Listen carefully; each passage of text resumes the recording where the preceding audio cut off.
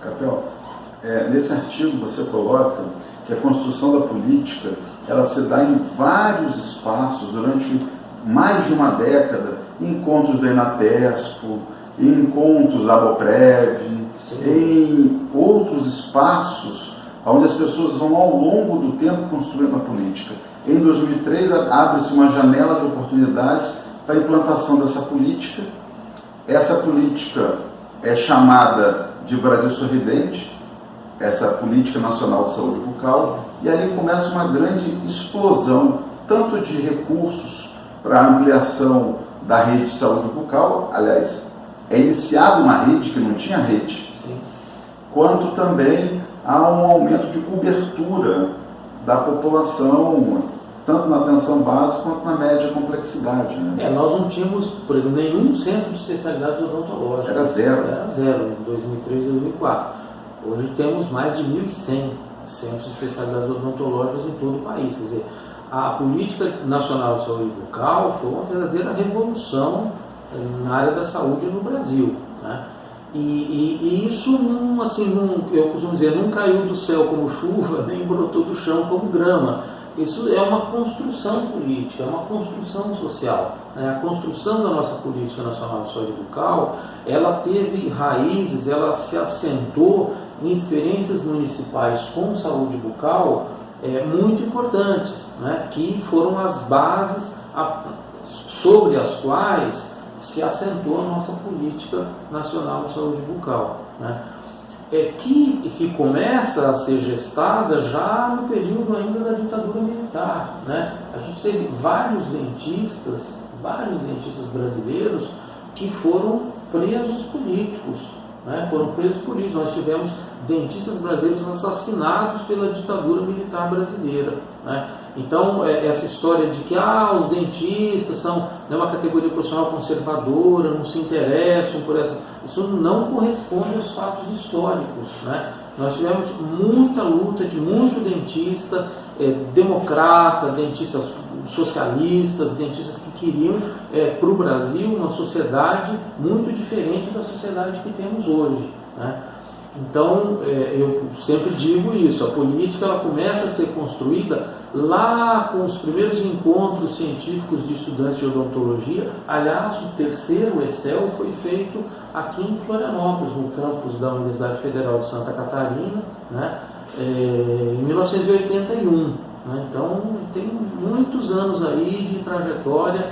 O tema do terceiro ECEL era alternativas à luta popular por melhores condições de saúde bucal, alguma coisa assim, né? Quer dizer, já se pensava em alternativas, já se falava em luta, e luta numa perspectiva popular pelo direito à saúde bucal. Né? Então, a partir desses ECELs, né, e com a redemocratização, sobretudo a partir de 82, com a eleição direta para governadores de estado, né, novos coordenadores de saúde bucal assumiram vários estados brasileiros. A partir daí se deu um salto organizativo qualitativamente diferenciado com a realização do Enatespo, né, o Encontro Nacional de Administradores e Técnicos do Serviço Público Odontológico, e o primeiro desses encontros em 1984 em Goiânia, cujo documento final do primeiro Enatespo foi proposta de saúde bucal para um governo democrático.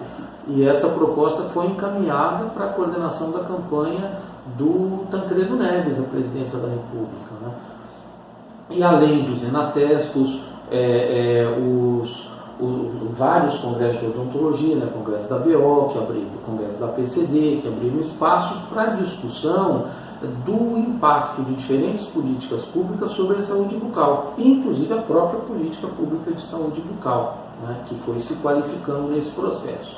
Isso vai culminar na realização em 2004 da terceira Conferência Nacional de Saúde Bucal, que vai apreciar as linhas gerais do documento Diretriz da Política Nacional de Saúde Bucal, que era a proposta do Brasil Sorridente, e vai, digamos, homologar politicamente aquele conjunto de diretrizes que foi submetido à discussão na Conferência Nacional de Saúde Bucal.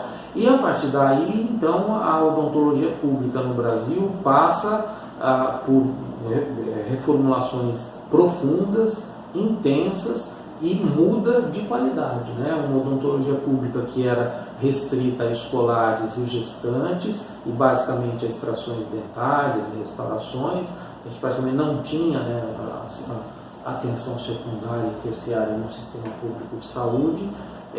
A mudança qualitativa é importante, é que se reforça, né, a presença das equipes de saúde bucal no então Programa de Saúde da Família, Estratégia de Saúde da Família. Isso já vinha se consolidando há alguns anos, e a partir da terceira Conferência Nacional de Saúde Bucal, a expansão dos centros de especialidades odontológicas ao patamar que temos hoje, né? Então houve uma ampliação de recursos, alguns falam em 10, até 12 vezes mais recursos, né? Não chegamos a tanto, infelizmente não chegamos a tanto, mas triplicamos e quadruplicamos, sem dúvida, os recursos investidos em saúde bucal, né?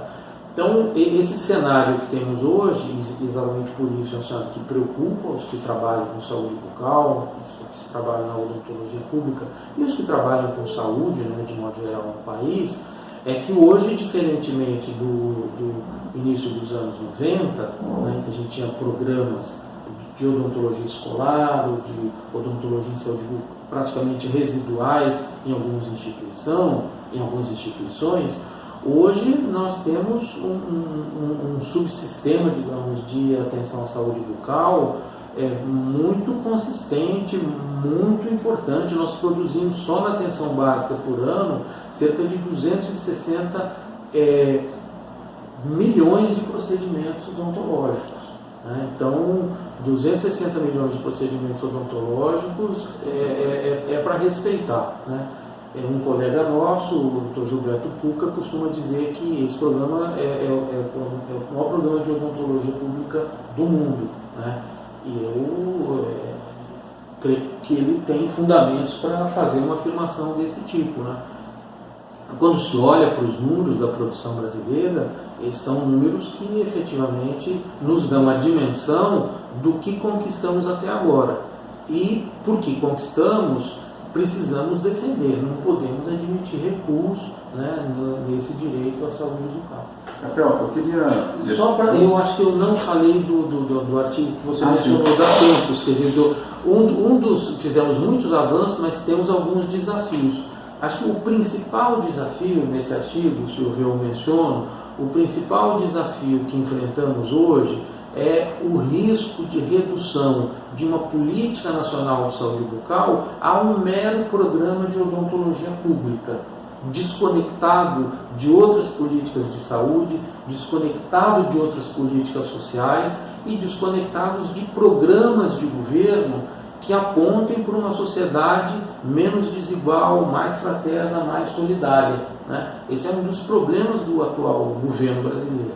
Aliás, né, vale a menção. Qual é o projeto de sociedade desse governo? Que sociedade brasileira se antevê com as iniciativas do atual governo brasileiro, né? É uma incógnita.